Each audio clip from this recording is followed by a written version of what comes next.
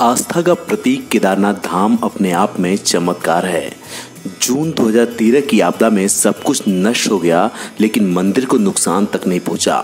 इस मंदिर के इतिहास में कुछ ऐसे रहस्य छिपे हैं जिन्हें बहुत कम लोग जानते हैं। केदारनाथ मंदिर के कपाट खुलने पर आज हम आपको इन रहस्यों से रूबरू करवा रहे हैं। इतना ही नहीं, काठमांडू के पशुपतिनाथ और केदारनाथ का भी आपस में गहरा संबंध है। कैसे, आइए बताते हैं। श्री केदारनाथ द्वादश ज्योतिर्लिंगों में से एक माना जाता है।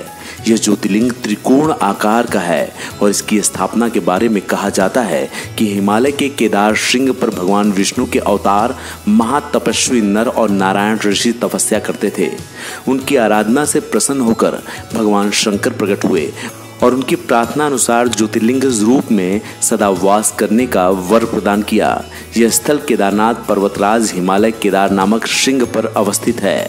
केदारनाथ मंदिर के बारे में एक कथा यह भी है कि महाभारत के युद्ध में विजयी होने पर पांडव हत्या के पाप से मुक्ति पाना चाहते थे। इसके लिए वे भगवान शंकर का आशीर्वाद पाना चाहते थे, लेकिन भगवान शिव पांडवों से नाराज थे। भगवान शंकर के दर्शन के लिए पांडव काशी गए, पर वे उन्हें वहां नहीं मिले। वे लोग उन्हें खोजते हुए हिमालय तक आ पहुंचे। भगवान शंकर पांडवों को दर्शन नहीं देना चाहते थे, इसलिए वे वहां से अंतर्ध्यान होकर केदार में जा बसे। दूसरी ओर पांडव भी लगन के पक्के थे। वे उनका पीछा करते करते केदार ही पहुंच गए। भगवान शंकर ने तब तक बैल का रूप धारण कर लिया और वे अन्य पशुओं में जा मिले। पांडवों को संदेह हो गया था, अतः भीम ने अपना विशाल रूप धारण कर दो पहाड़ों पर पैर फैला दिया। अन्य सब गाय बैल तो निकल गए, पर शंकर जी रूपी बैल पैर के नीचे से जाने को तैयार नहीं हुए। भीम बलपूर्वक इस बैल पर झपटे, लेकिन बैल भूमि में अंतर्ध्यान होने लगा। तब भीम ने बैल का पीठ का भाग पकड़ लिया। भगवान शंकर पांडवों की भक्ति दृढ़ संकल्प देखकर प्रसन्न हो गए। उन्होंने तत्काल दर्शन देकर पांडवों को पाप से मुक्त कर दिया। उसी समय से भगवान शंकर बैल की पीठ की आकृति पिंड के रूप में श्री केदारनाथ में पूजे जाते हैं। ऐसा माना जाता है कि जब भगवान शंकर बैल के रूप में अंतर्ध्यान हुए तो उनके धड़ से ऊपर का भाग काठमांडू में प्रकट हुआ। अब वहां पशुपतिनाथ का प्रसिद्ध मंदिर है। शिव की भुजाएं तुंगनाथ में, मुख रुद्रनाथ में, नाभि मदमेश्वर में और जटा कल्पेश्वर में प्रकट हुए। इसलिए इन चार स्थानों सहित केदारनाथ को पंच केदारनाथ कहा जाता है। यहाँ शिव जी के भव्य मंदिर बने हुए हैं। यह मंदिर एक 6 फीट ऊंचे चौकोर चबूतरे पर बना हुआ है। मंदिर के मुख्य भाग मंडप और गर्भगृह के चारों ओर पदक्षिणा पथ है। बाहर प्रांगण में नंदी बैल वाहन के रूप में विराजमान है।